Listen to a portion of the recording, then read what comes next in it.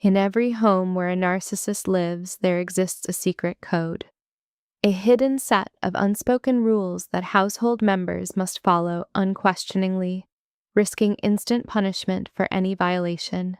No one explains this code to you in advance or gives you instructions to read. You only learn of its existence when you stumble upon yet another landmine article. And then the classic narcissistic reaction triggers: rage, coldness, devaluation, or theatrical blackmail. Today we'll go through the main laws of such a home, break down their mechanics, purpose, and consequences. This isn't just a list, it's a self-defense tool. When you see exactly how the narcissist maintains control, you stop feeling like a helpless victim whose everything is in her head. You gain a choice: how to react, what to tolerate, and what to change. For years, wives, children, and relatives of narcissists live in this system without understanding what's happening to them. You wake up with a heaviness in your chest, tiptoe around the house, feel constant fatigue and emptiness, but blame yourself. Am I too sensitive? Am I exaggerating? Is the problem in me, not him? These rules are like an invisible gas. They slowly poison the psyche, making you search for the cause within yourself. Let's break down the true mechanisms and restore your clarity. First rule: absolute right to sleep. If he's sleeping, the whole house freezes. Imagine a Saturday morning.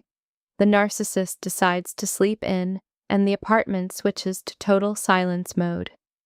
Tiptoe around, don't clink dishes, kids don't laugh or run. Every rustle, every sigh is taken as a personal affront to his greatness.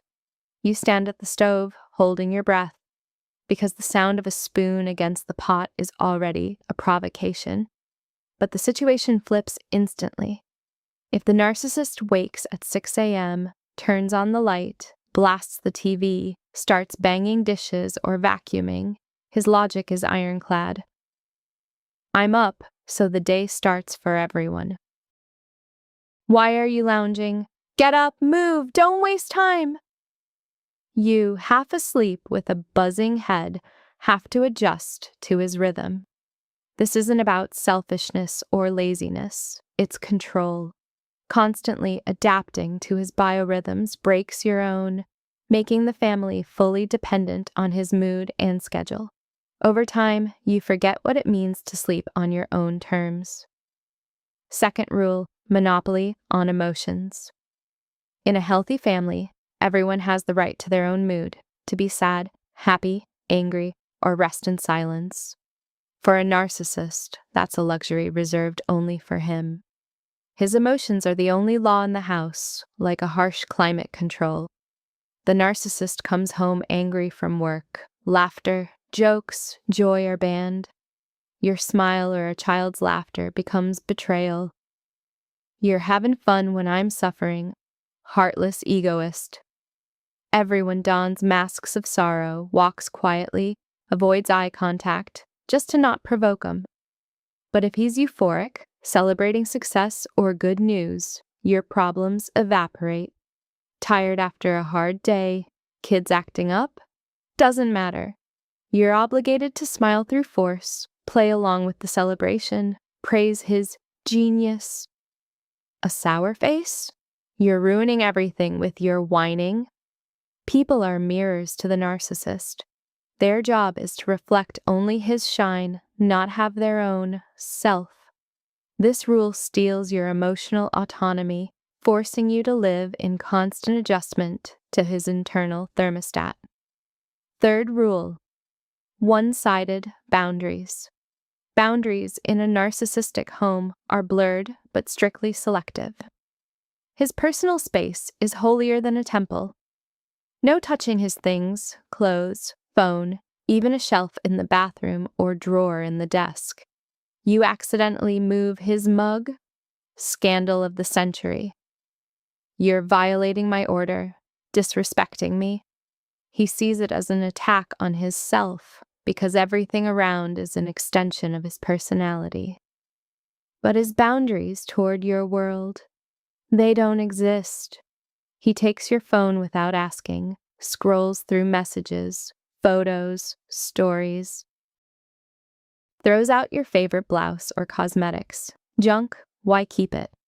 You protest, he's genuinely surprised. We're family, what are you hiding? Where's the trust? Pure double standards. He has all rights, you have only duties.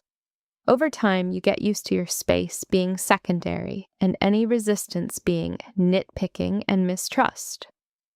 Fourth rule, instant response on call. The narcissist calls your name from another room. You run like a trained puppy. Every second of delay is punished. His voice tenses, the air thickens. In 10 seconds, explosion. Deaf? What are you doing that's more important than me? But if you call him while he's glued to his phone, watching a show, or scrolling social media, he ignores you 5 to 10 times in a row. You approach, touch his shoulder. Do you even hear me? Disdainful look.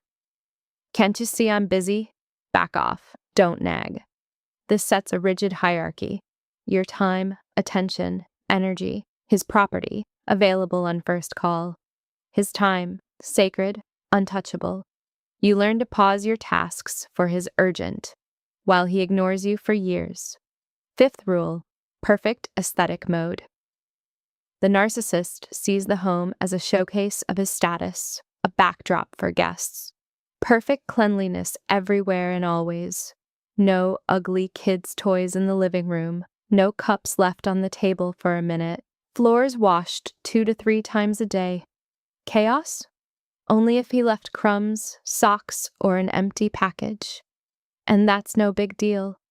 For him, it's rights. For everyone else, duties. The home lives for external impressions, not residence comfort. Many families turn into museums. Nothing can be moved. Every trinket in its right place. Touching forbidden. You dust porcelain figurines, but living in this perfection feels stifling and inconvenient. Sixth rule, sabotage of plans. Planned a doctor's visit, shopping, meet up with a friend? Tell him in advance. He nods. But an hour before leaving. Catastrophe. He has a fever. Urgent call to mom. Sudden pain. Or an out-of-nowhere scandal that ruins your mood. You cancel plans, feel guilty, sink into apathy. Over time, a conditioned reflex forms. Planning is pointless. Live in the moment by his command. Try to break out. Wave of guilt. After all I do for you. This is manipulation. You have no right to a future without him. Your goals, time, space. Under his control. Seventh rule, total censorship. The home has a list of taboo topics.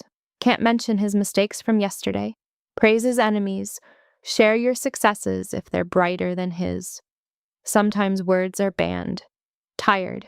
Because only he can be tired. You earn money while I sit at home. Every conversation is a minefield. You filter thoughts before words. Scan his reaction. Is this word okay? Is that topic safe? The tension spills into migraines, insomnia, chronic fatigue. You live in constant danger scanning. All the rules seem scattered, but the logic is one. Devalue household members, elevate himself. Remind every second, you're nothing without me. Your needs are nonsense. Mine are sacred. This isn't about daily life. It's about power hierarchy. Living like this slowly kills the psyche, wasting energy on survival instead of living.